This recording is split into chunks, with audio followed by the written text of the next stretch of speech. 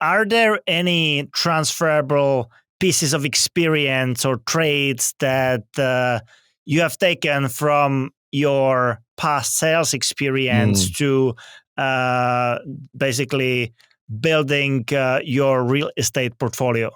The ability to conduct a meeting without yammering on, without saying and like and kind of, having a direct conversation with someone. And I ended up building the entire business on this.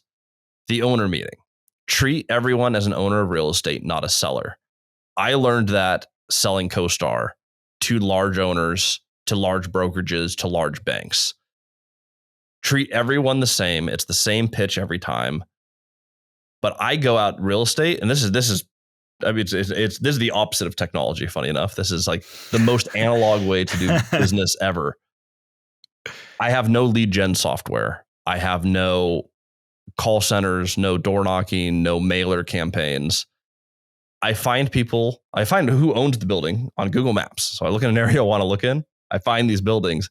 I call someone and I book a coffee meeting with them. And that is something I learned to do specifically in sales. Is the goal was never sell someone over the phone. Have a phone call to book a meeting, form a relationship in person. And from that, all the different opportunities arise. It worked for selling CoStar product to large owners. I get to know their business. I understand intimately what their needs are. We come up with a custom solution for them. They now know, like, and trust me. I understand how our product is going to interact with their business. We have a sale that is a lasting sale where they keep their product year after year after year. Turns out it worked exactly the same for real estate. If you find someone who's already done what you want to do, you meet with them, you learn their business, they understand your pieces, the proposals that you get to buy property align with the pieces that you have. So if they know you don't have a lot of cash, I get calls all the time from owners. It's not even selling their property half the time. It's just, hey, there's a deal that came up. It's 40 units, a little smaller than I'm doing in my part of my career, but I think they'll carry a contract. If I put in a good word for you, they might even do a little lower down. Would you like me to make that connection for you? That's a call that I get all the time. That's a skill directly. Copy and paste that from a sales job. The owner meeting is everything in my business. So basically, getting in front of them through the regular channels, but really building a strong relationship that goes beyond. Absolutely. In practical application, there was a deal, 3 side-by-side duplexes, and I did eventually buy them, but it was on the market. Instead of asking the person to sell it to me before it hit the market, I was aware that they were looking at selling them. Instead of asking for the sale, I asked them for the meeting. And I talked to them about where I'm at, how they built their portfolio. Instead of offering to sell me the duplexes, they plopped me in their truck and they drove me all around the town. And they talked about how they bought these 5 duplexes over here, how they bought a 15-plex over there, they walked me through their entire career, their best practices, how they structured their deals. They talked about seller financing, first and second position notes. Then a few weeks later, they called me and said, hey, we actually have a partner who'd like to be cashed out of those duplexes that I knew that they wanted to sell. They were offering them 25% down seller financed. They called me and said, hey, I know you guys are a little tighter on cash. If you can figure out 10% down, that gets us our partner cashed out and we'll carry the note to you. Super easy. So we went to really low down real estate because of the relationship. Since then, we've bought one of their 15 plexes. We've bought several deals from them. I've utilized their knowledge on deals so many times because I've been playing the game for 50 years. You don't get that relationship. If you're going after a deal, I could have bought those 3 side-by-side duplexes, the 6 units. I could have bought that 25% down and I could have been a buyer for that. Because I went for the relationship, I only put 10% down there, which opened up enough money for us to later buy the 15-plex and all this other real estate from them. And because we have a relationship, I have all these notes with them. They know that I pay the notes. They know how I operate real estate. I'm their favorite person to sell real estate to. So the transactions happen again and again and again. It is my favorite method to play the real estate game. So in a nutshell, what you are saying is it's not about being one step ahead. It's about being one step behind and not really pushing it and taking things slow. And I don't mean behind literally, but like you are taking time and building the relationship first. Yes. And it doesn't take that long. when I started doing the owner meeting, I try to meet one person per week, which takes about 10 phone calls and maybe 2 or 3 people picking up. So, I mean, 3 conversations a week on the phone to book a meeting. In the course of a year, if you meet 52 owners, or say you even did 2 a week, and if you were crazy, 52 to 100 people in your market that you have met with who understand your pieces and you understand how they built their business, I promise you, you will do real estate transactions. You don't have to do other lead gen. You're going to be in the process connected with basically every broker, owner, property manager, lawyer. You get to use all of their resources. I love how you said that. If you are one step behind everyone, get in the room with all the people that you're 1, 2, 3 steps behind.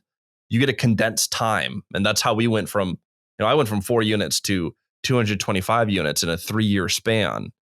And the only thing I changed was I started meeting with the people who were way ahead of me. Instead of trying to buy deals, I tried to meet people. Only difference. And I mean, geez, what a huge difference. That's a lot of millions of dollars of real estate difference with a little teeny tweak to the strategy.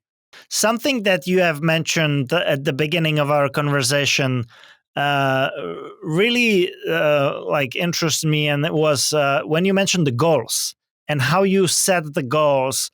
How do you work with that? Because I feel like if you know where you want to get, you are suddenly a lot closer to actually be getting there, versus if you don't know what your goal is, then you are just lost, and you will likely not be doing the right things. So how did you go about setting those goals, and how did you balance the ambition as well as picking something that is relatively realistic?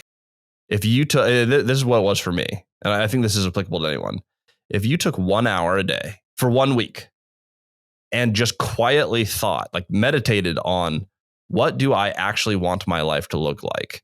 You'll have a surprising amount of clarity in that 1 week over the 7 hours that you spend on this. Going, okay, this is what's actually important to me in life, and I'm going to go after those things. I don't think people take the time to do that. I think people get in a 9-to-5 job, they make money, they go home, they watch Netflix, they wake up the next day, rinse and repeat. I think if you took a little bit of intentionality and said, what do I actually want my life to look like? You can set some goals. And from those goals, it's pretty easy to work backwards and say, okay, what do those goals actually cost on a monthly basis? And then you can do the math for how much, if you want to do it in real estate or business, doesn't really matter. But if you want to do it in real estate, how much real estate would I need to buy so that my rental income sustains that life that I just envisioned for myself?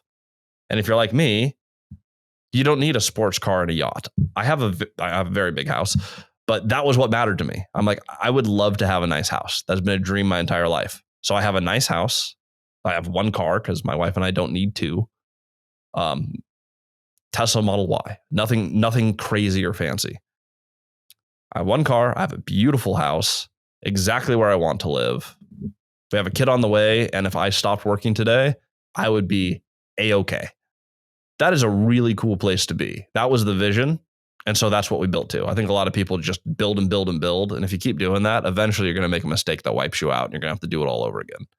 Well, I wanted to answer your question, how many people actually take 1 hour a day to think about where they want to be, and they would be doing it consistently for at least a week. Mm-hmm.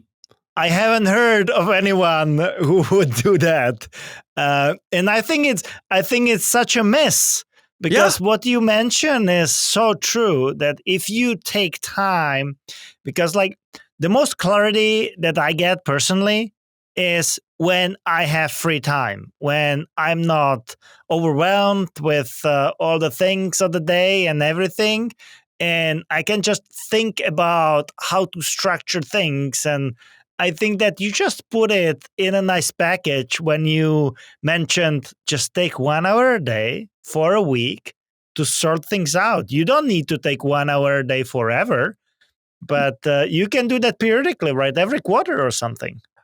And just to put it into context, I just pulled out my calculator here. So I don't know how long the average lifespan is, but let's say you live to 75 years. That seems like a reasonable target.